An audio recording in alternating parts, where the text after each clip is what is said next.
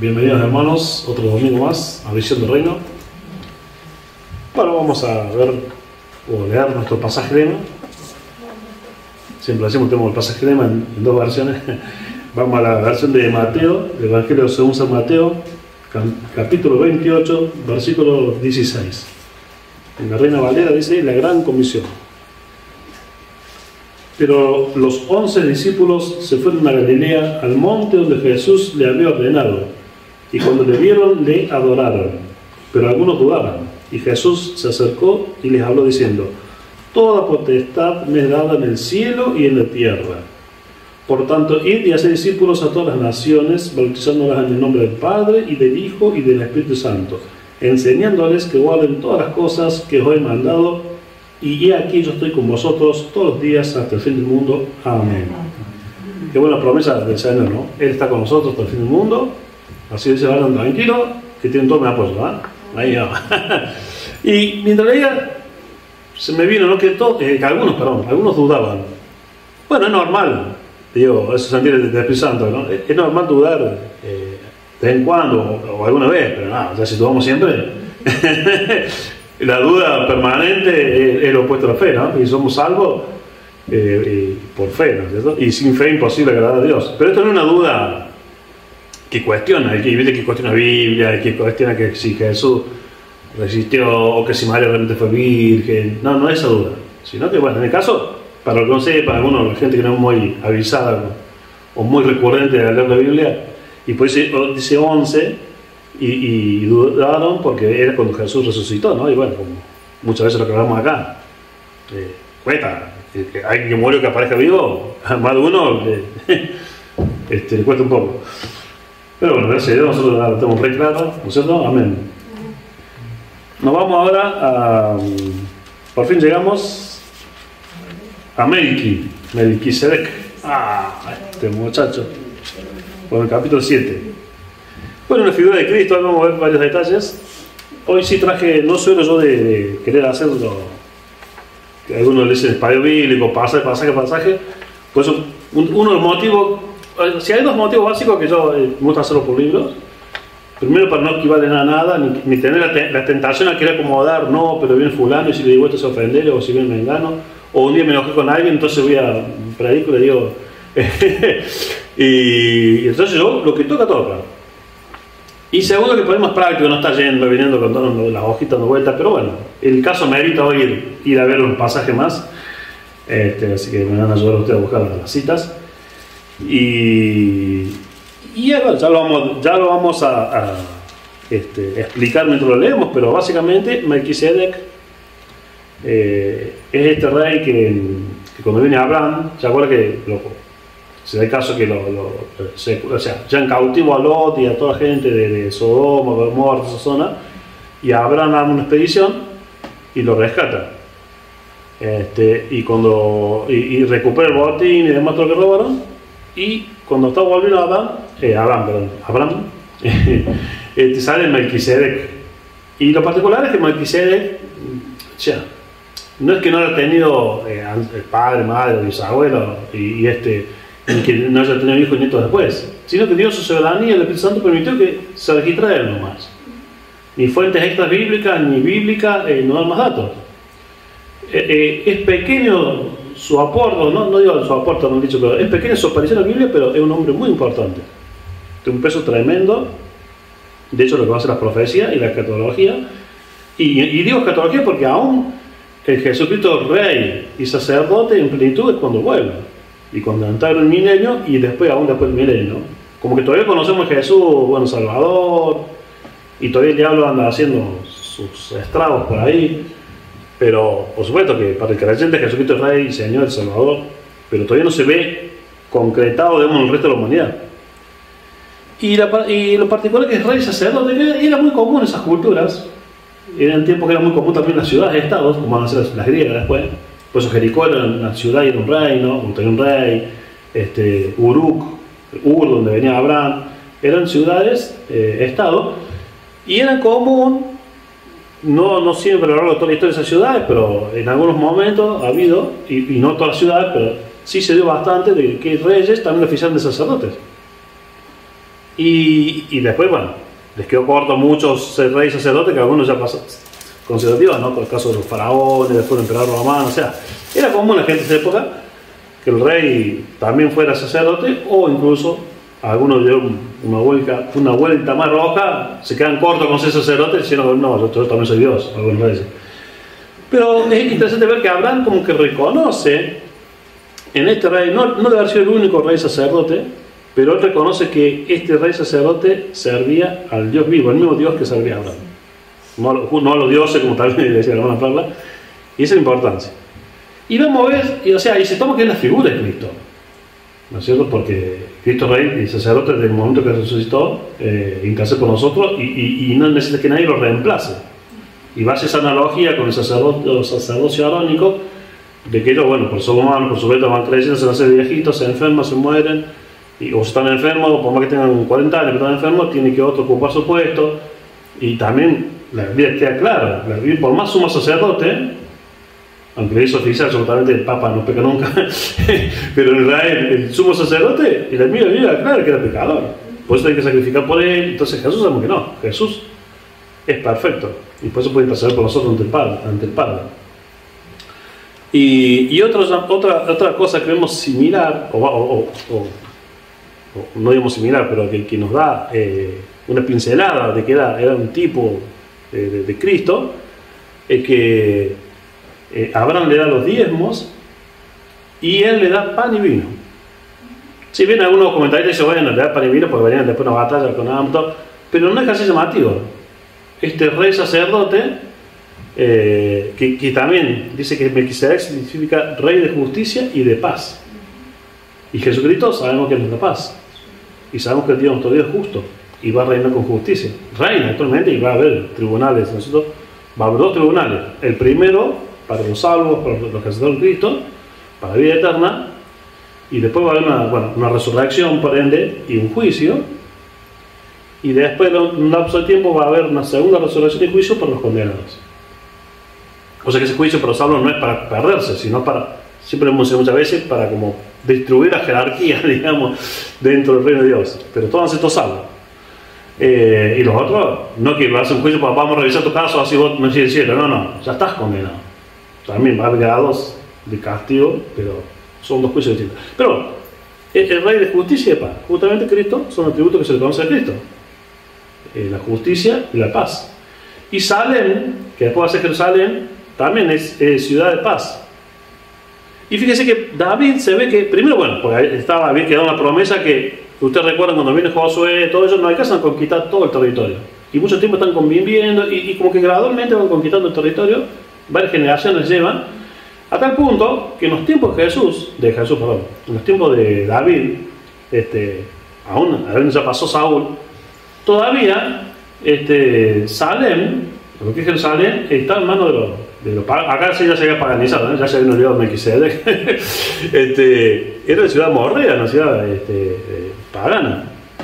Pero Jesús, tengo Jesús. Bueno, porque tanto que Jesús y a David se los une ahí. David, él ya discernía, ya el Espíritu Santo había mostrado que de su descendencia iba a venir Mesías, y conocedor también de la historia y de la Biblia, o de la Biblia que se había escrito en ese momento. David vio la importancia de la que se llama Jerusalén como la ciudad del rey David, la ciudad santa, la ciudad donde después él lleva primero el tabernáculo, o sea, la carpa, digamos, pero después se va contra el templo. Que si ustedes estudian, David está en el corazón de David, es el templo. Que no se lo dedica por la nación guerrero, lo mató mucha gente, que se lo hace tu hijo. Pero en realidad la idea, dicho, hizo grandes preparativos, juntó plata, oro. David diseñó el orden de los cantores, toda, digamos, la liturgia del templo, todo lo diseñó David. Él supo ver, obvio que por el Espíritu Santo, ¿no?, la importancia de Jerusalén en el plan profético de Dios, y de hecho, la ciudad del cielo, ¿cómo se llama? ¿Se llama la Babilonia del cielo? No. ¿La Roma del cielo? ¿La Atenas del cielo? No. La Jerusalén celestial. Entonces supo discernir la importancia, vamos a decir, geoestratégica espiritual de Jerusalén, y supo asociarla también a este rey Melquisedec, ya prefigurando y sabiendo, ya David ya intuía, o por el Espíritu Santo ya podía percibir todo esto que nosotros conocemos hoy, ¿no es cierto? Pasaron muchos siglos, ¿no? Hasta que el Nuevo Testamento y se escribe la carta de los Hebreos, pero David ya la tenía clara. Bueno, más o menos esos son el pantallazo. Y vamos a tocar muy por arriba porque no es el tema, pero sí lo toca el tema del diezmo, que es tan polémico. Polémico en su tiempo, ¿no? La gente antes. Y yo meditaba hoy, el diezmo, y por eso, acá hay gente que Patricia misma, que hace no sé mucho que está con nosotros, yo no soy su patrón también el diezmo, usted su diezmo, si usted no está su diezmo. Este pasaje justo lo menciona y el menester, claro, y menester porque hoy meditaba yo, bueno, es normal que los no evangélicos, lo que nosotros llamamos los que están en el mundo, cuestionen el diezmo, pero hoy día lo llamativo que aún dentro de nuestras filas, dentro de la misma iglesia evangélica se cuestiona el diezmo. Y hasta, hermano, pues una cosa que te diga el que no es evangélico, no digo, que el pastor. Pero ahora yo les voy a leer que dice que el diezmo es para hacerlo Dios. El sueldo, y que no tiene nada malo. O sea, si vos vas al psicólogo y te cobra el psicólogo ¿cómo se llama?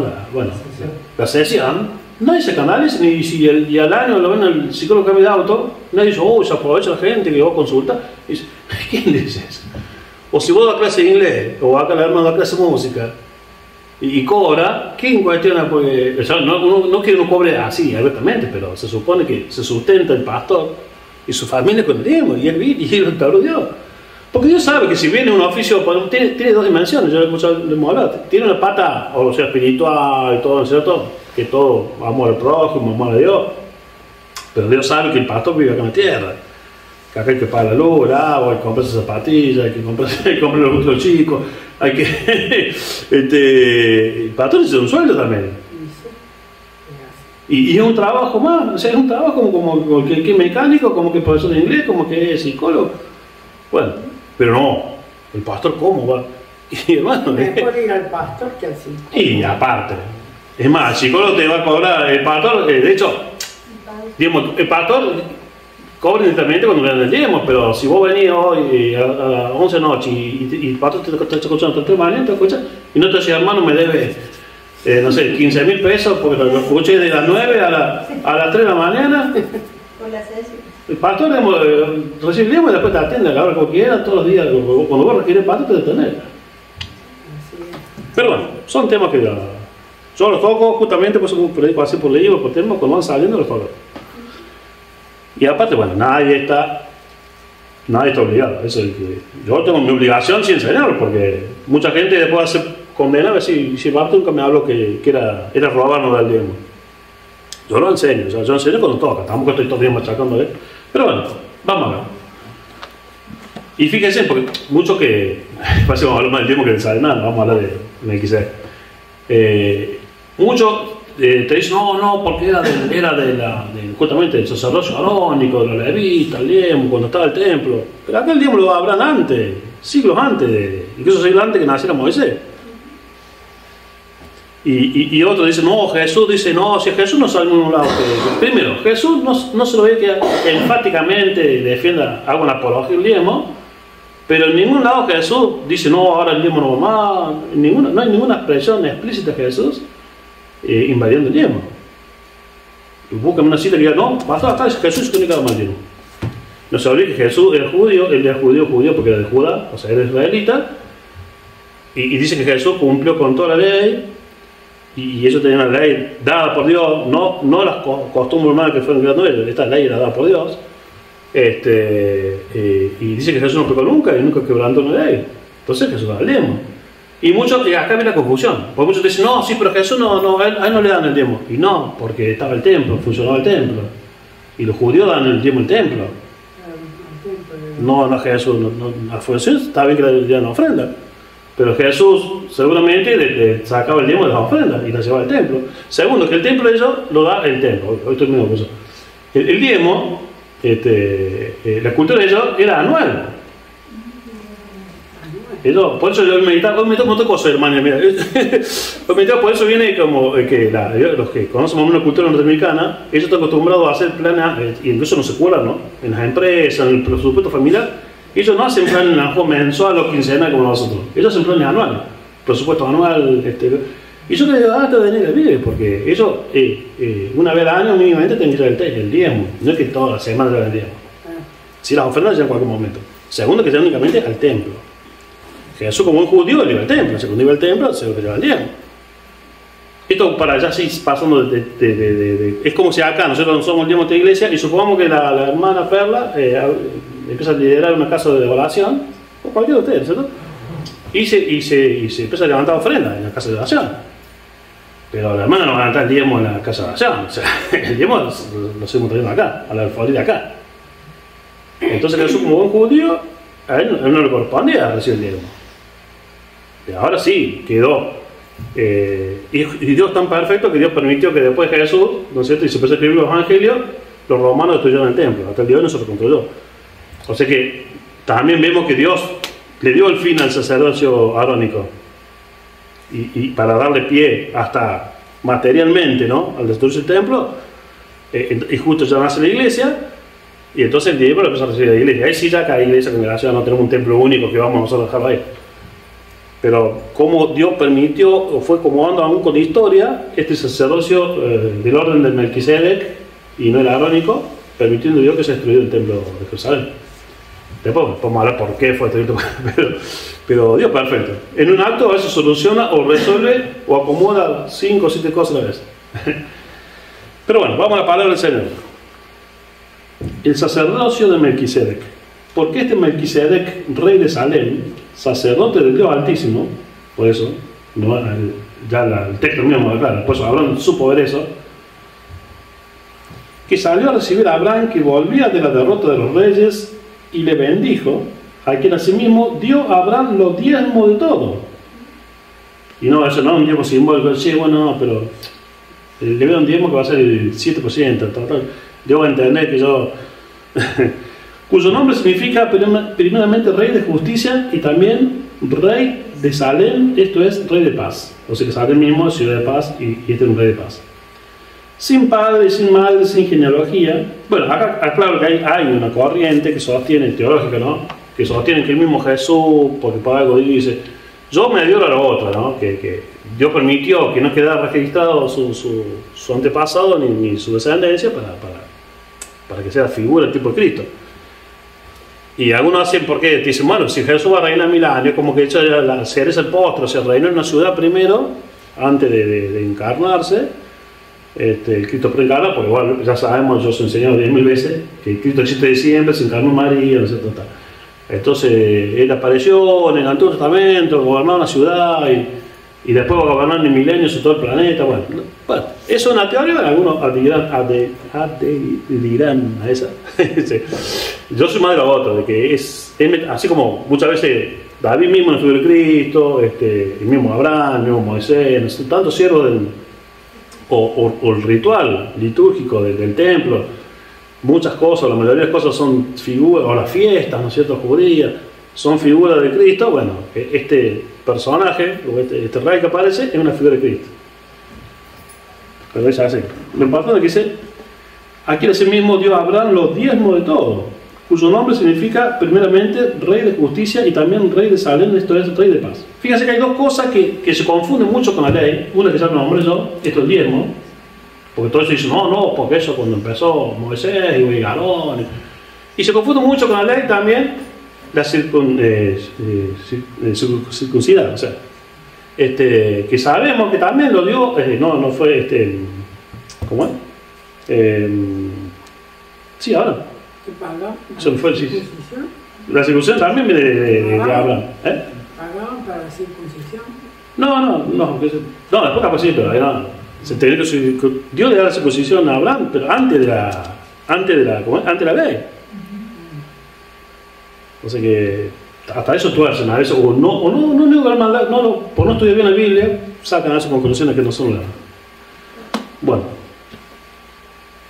cuyo nombre significa primeramente rey de justicia y también rey de Salem, esto es rey de paz, sin padre, sin madre, sin genealogía, que ni tiene principio de días ni fin de vida, sino hecho semejante al Hijo de Dios, permanece sacerdote para siempre. Acá podemos decir, no, pero dice que no tiene padre y sin principio de días, pero dice hecho semejante a Dios, o sea, ahí están las cosas, pero dice hecho semejante a Dios, no sé. Bueno, ya lo acabé de decir. Considerad pues cuán grande era este. Por eso digo, es pequeña su aparición en la Biblia, pero es grande en el peso que tiene en sí este Melquisedec. Considerad pues cuán grande era este, a quien aún Abraham, el patriarca, dio diezmo del botín. Y recuerde que estamos hablando de la carta de Hebreos, o sea, una carta escrita principalmente a cristianos hebreos. Dice, ciertamente, bueno, vamos de 4. Considerad pues cuán grande era este, a quien aún Abraham, el patriarca, dio diezmo del botín. Ciertamente los que de entre los hijos de Leví reciben el sacerdocio tienen mandamiento, escuchen acá, tienen mandamiento de tomar del pueblo los diezmos según la ley. Bueno, acá ya no está más, estamos los pastores. Pero ustedes, para la iglesia, pero si va para el pastor, no den miedo. Sí, el pastor, sí, no sé si quiere contar. En Génesis 17, 9, 10 y 11 dice la circuncisión del pacto que hace a Abraham. Claro, sí, exactamente. Ahí está. Génesis 17, claro. 9, 11. Pero son muchos siglos antes, ahora no, la verdad que no me tomé esta cosa, pero son varios siglos antes de Moisés. O sea que también fue por fe, o fue una obra en fe, ¿no sé? Porque Dios le creó a Abraham, le creó a Dios, entonces acá vemos. Ciertamente dice, los que entre los hijos de Leví reciben el sacerdocio tienen el mandamiento de tomar del pueblo, o sea de los hermanos, los diezmos según la ley, es decir, de sus hermanos, aunque estos también hayan salido de los lomos de Abraham. Pero aquel cuya genealogía no es contada de entre ellos, o sea, está hablando de Melquisedec, tomó de Abraham los diezmos y bendijo el que tenía las promesas. Sin discusión alguna, el menor es bendecido por el mayor. Por eso los padres bendicen a los hijos. O sea, acá el autor está diciendo, mira, este Melquisedec es mayor aún que Abraham. Que para un judío, Abraham y Moisés no le toquen a Abraham y Moisés. De hecho, lo escuchaba, bueno, que anda ahí queriendo judaizarse y Dios quiere que sea cristiano, no judío, nuestro presidente. Pero con este periodista que ve mucho en Estados Unidos, Oppenheimer, bueno, pero él hablando, porque por una parte le pregunta esa afición o ese anhelo del judaísmo, y mira, el otro día estaba viendo el reportaje, va camino a judaizarse, porque mira lo que más destaca es Moisés. No, porque a mí me fascinó siempre Moisés. Es fuerte Moisés. Bueno, pero tomémoslo como figura de Cristo. Pero acá va, está diciendo que aún Abraham, de quien va a salir la tribu de Leví, o sea, Leví, que va a dar origen a la tribu con su descendiente, la tribu de Leví, en esa forma, aún Leví, en los lomos de Abraham, o sea, generacionalmente, le están pagando los diezmos. Él que va a recibir los diezmos está pagando los diezmos a uno que es figura de Cristo. Como siendo el sacerdocio levítico es temporal, era hasta que viniera Cristo. Y no comparar la sangre de infinidad de animales, porque siglo y siglo, habla que eso era provisorio, que cubría, no que solucionaba. El único sacrificio, y que no hace falta ningún otro sacrificio más, fue la sangre, no de un animal, la de Cristo. La perfecta, la verdadera, la original, la que realmente cumple el propósito, es la sangre de Cristo. Y el sacrificio de Cristo, el Cordero de Dios, que es Cristo Jesús. Lo otro por ser figura de lo que iba a venir, lo provisorio. Es como que usted mira, no sé, se compra un terreno y se empieza a hacer su casa, pero bueno, pone una carpa ahí, ¿no es cierto? Usted provisoriamente vive en la carpa mientras construye su casa. Pero después usted se enamora tanto de la carpa que le da más valor y empieza a valorar más los días que pasó en la carpa mientras construye su casa que valorar la casa. Y se olvida que la carpa era temporal mientras usted se construye su casa. ¿Ves? Entonces todo esto, el rito, el templo, los sacerdotes, los levitas, era temporal hasta que vino Cristo. Y aquí ciertamente reciben los diezmos hombres mortales, pero allí uno de quien se da testimonio de que vive. Y por decirlo así, en Abraham pagó los diezmos también Leví, que recibe los diezmos, porque aún estaba en los lomos de su padre cuando Melquisedec le salió al encuentro. Si pues la perfección fuera por el sacerdocio levítico, porque bajo él recibió el pueblo de ley, ¿qué necesidad habría aún de que se levantase otro sacerdote según el orden de Melquisedec y que no fuese llamado según el orden de Aarón? O sea, como eso muchas veces, si vos te puedes hablar de cualquier forma, o judaizándote, ¿para qué vino Cristo? ¿Para qué murió Cristo? ¿Para qué Jesús dejar su gloria en el cielo, hacerse un hombre, encima vivir de todo como un hombre común, dejarse torturar, porque literalmente se dejó torturar, se dejó matar? Si vos puedes ser salvo por los ritos del antiguo ley, o puedes ser salvo por cualquier otra cosa, porque crees en lo que vos crees o porque te portas bien, no tiene sentido.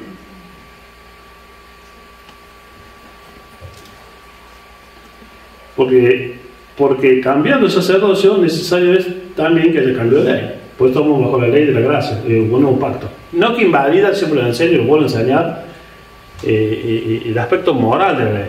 Es todo lo ceremonial, lo ritual. Y yo siempre digo, bueno, perdón, pues ya no estoy cansado, pero que eso aún profundiza más.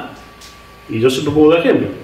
La ley condenaba, ¿no es cierto?, el adulterio, pero el adulterio concretado, o sea, y que te sorprende. Jesús dice que mira a una mujer para codiciarla ese adulterio. La ley condenaba si vos literalmente asesinabas a alguien, pero si vos tenés odio o insultás a un hermano tuyo, dice la ley, te dice Jesús que sos homicida. O sea, Jesús no invalida el espíritu de la ley, digamos, y lo moral de la ley. Lo que invalida es todo el ritual y queda fuera de servicio, digamos, el sacerdocio arónico. Pero no que ya no es más pecado robar, no que ya no es más pecado adulterar, ya no que es más pecado mentir. No, eso sigue siendo igual. Sí, está claro ese punto. Bueno, más vale que sobre y no que falte. Porque cambiando el sacerdocio, necesario es que haya también cambio de ley. Y aquel de quien se dice esto es de otra tribu, de la cual nadie sirvió al altar. Porque manifiesto es que nuestro Señor vino de la tribu de Judá, del que era el rey David, de la cual nada habló Moisés tocando el sacerdocio, pero sí en cuanto al reino, al cetro, a la corona. Y esto es aún más manifiesto si a semejanza de Melquisedec se levanta un sacerdote distinto, no constituido conforme la ley del mandamiento acerca de la descendencia, sino según el poder de una vida indestructible, pues se da testimonio de él. Tú eres sacerdote para siempre según el orden de Melquisedec. O sea, Cristo es sacerdote para siempre. Queda pues abrogado el mandamiento anterior a causa de su debilidad e ineficacia, pues nada perfecciona la ley. Bueno, otro ejemplo, y bueno, para que me escucho por primera vez, o los nuevitos. La ley en realidad era como cuando, este es un ejemplo que Dios me lo dio hace un montón de años y lo sigo usando. Es como cuando vos al médico, ¿no? La ley es como el diagnóstico médico. Y qué triste para nosotros si vos al médico te dice, sí, te hacen análisis, todo. El diagnóstico perfecto, ¿no? Te dan con la tecla. Mire, hicimos estudio y todo, usted tiene esto. Y ahora el doctor, no sé, usted tiene esto. Ve a su casa, o ordene su casa, como se le dice. Lo bueno, gracias a Dios por la medicina, y bueno, lo bueno que se supone que la medicina, los médicos y todo, la aparatología que dio y todo, se preparan por un lado para darte el diagnóstico preciso, pero a la vez darte un tratamiento, una solución a ese problema. Si no, estamos en el horno. Me dan la posta, ¿no? Yo me dice, sí, usted está bien, tiene esto. Y no, no podemos hacer nada. Entonces, como que la ley era eso nomás. El antiguo pacto era, no, vos tenés esto, pa. O sea, el conocer la ley era para mostrarme en qué peco yo, pero me da el poder para no pecar más o para tener victoria sobre eso. En cambio, Jesucristo, el Espíritu Santo te va a mostrar que pecas, pero a la vez te promete darte la fuerza para vencer esa tentación, ese pecado. Entonces, Jesucristo, digamos, la Trinidad completa, el Padre, el Hijo y el Espíritu Santo, es como el consultorio interdisciplinario. Te dan el diagnóstico, pero dicen, che, mirá, pero hay una solución. Jesucristo, su sangre, mira esto. llenate con el Espíritu Santo. Gloria a Dios. Bueno. Queda pues abrogado el mandamiento anterior a causa de su debilidad e ineficacia. Pues nada perfecciona la ley, y de la introducción de una mejor esperanza por la cual nos acercamos a Dios. Y esto no fue hecho sin juramento. Los otros sacerdotes fueron instituidos sin juramento. En cambio acá, el mismo Señor prometió que Jesús es sacerdote para siempre según el orden de Melquisedec. Y lo juró el Padre. Entonces dice, y esto no fue hecho sin juramento, porque los otros ciertamente sin juramento fueron hechos sacerdotes. Pero este con juramento del que le dijo, juró el Señor y no se arrepentirá. Tú eres sacerdote para siempre, según el orden de Melquisedec. Por tanto, Jesús es hecho fiador de un mejor pacto. ¿Ve? El otro era del diagnóstico. Este es del diagnóstico y del tratamiento. Y los otros sacerdotes llegaron a ser muchos, debido a que por la muerte no podían continuar. Mas ¿Cristo puede volver a morir? ¿Puede morir Cristo de nuevo en algún momento?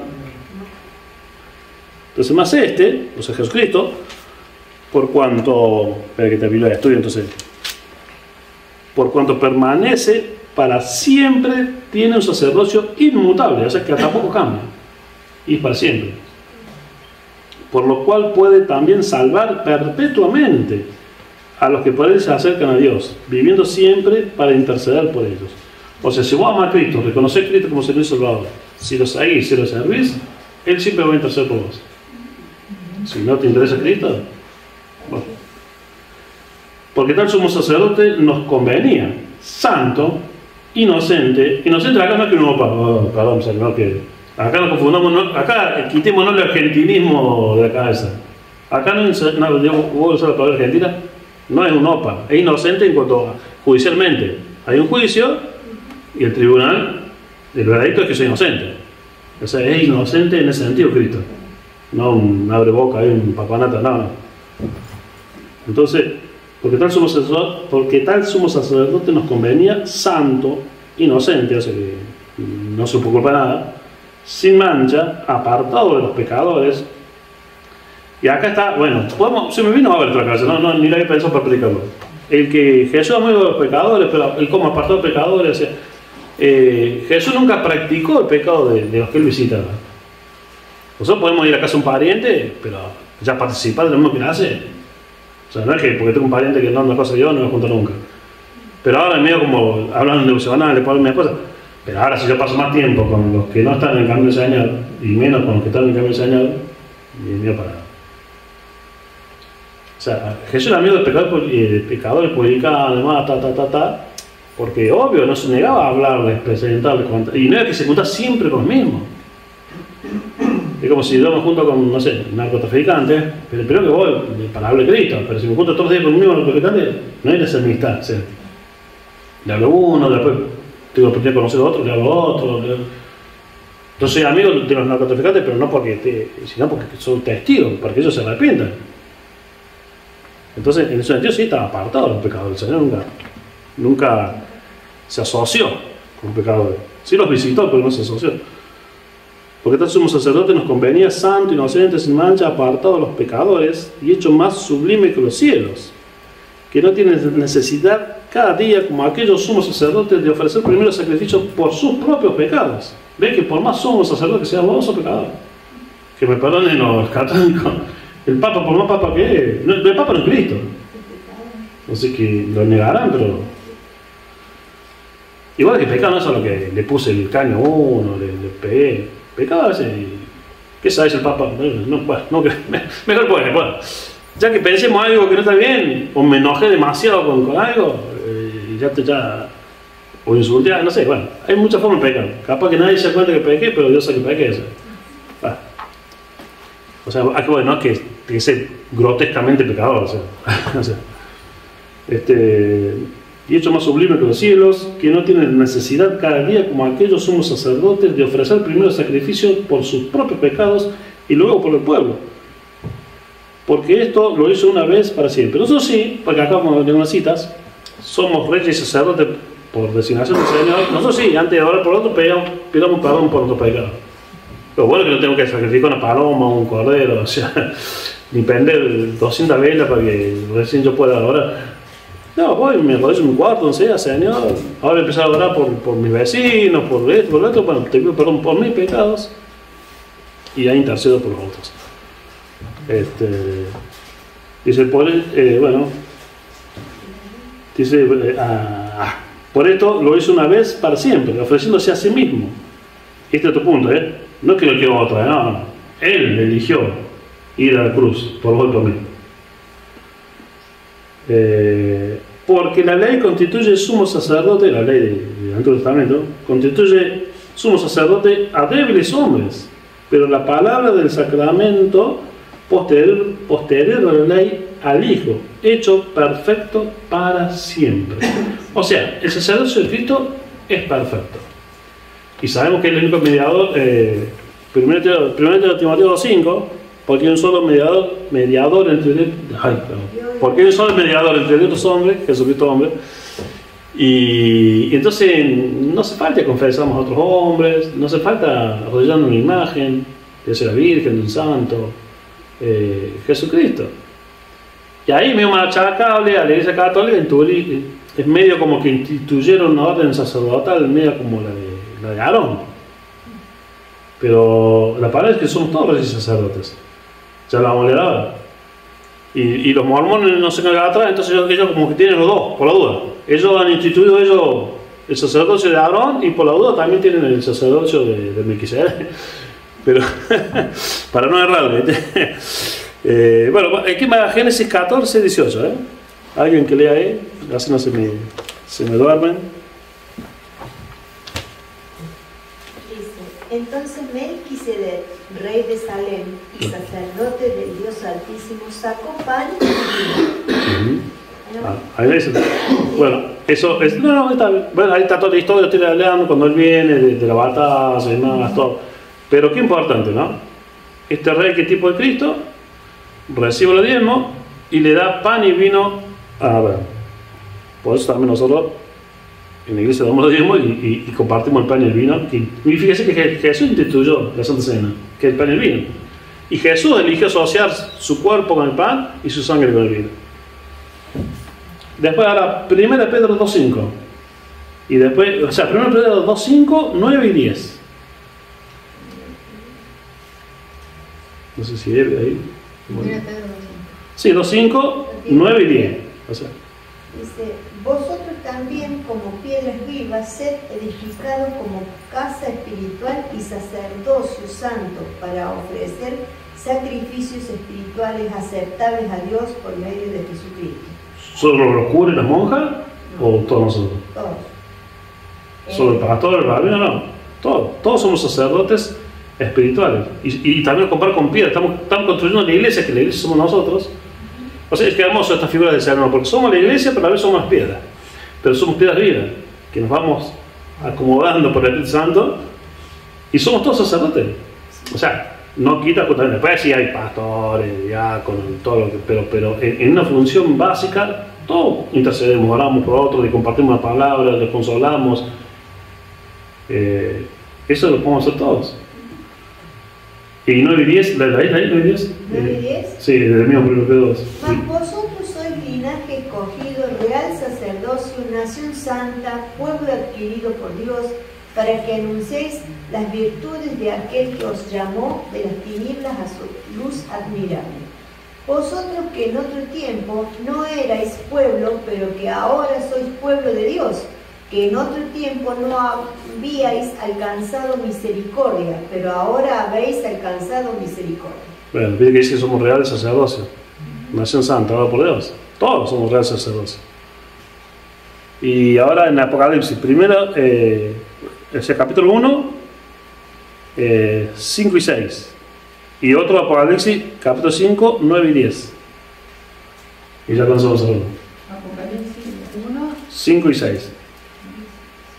y de Jesucristo, el testigo fiel, el primogénito de los muertos y el soberano de los reyes de la tierra, al que nos amó y nos lavó de nuestros pecados con su sangre, y nos hizo reyes y sacerdotes para Dios su Padre. A él sea gloria e imperio por los siglos de los siglos. Amén. Ahí que vemos, empieza hablando que Jesús también es rey por los siglos y nos hizo nosotros reyes y sacerdotes. junto con Él. Y el otro, Apocalipsis 5, 9 y 10. Y ya con eso. Dice, y cantaban un nuevo cántico diciendo, digno eres de tomar el libro y de abrir sus sellos, porque tú fuiste inmolado y con tu sangre nos has redimido para Dios, de todo linaje y lengua y pueblo y nación, y nos has hecho para nuestro Dios reyes y sacerdotes y reinaremos sobre la tierra. Amén. Así, con todo respeto, cuando un cura, también soy sacerdote. Bueno, todos, hermano, vos, yo, todos somos reyes, sacerdotes, pero el Señor quiere que seamos santos, consagrados y que tengamos carga por los otros, ¿no? Que estemos intercediendo, porque recuerden que ese es el sacerdote, y el profeta es el que traía.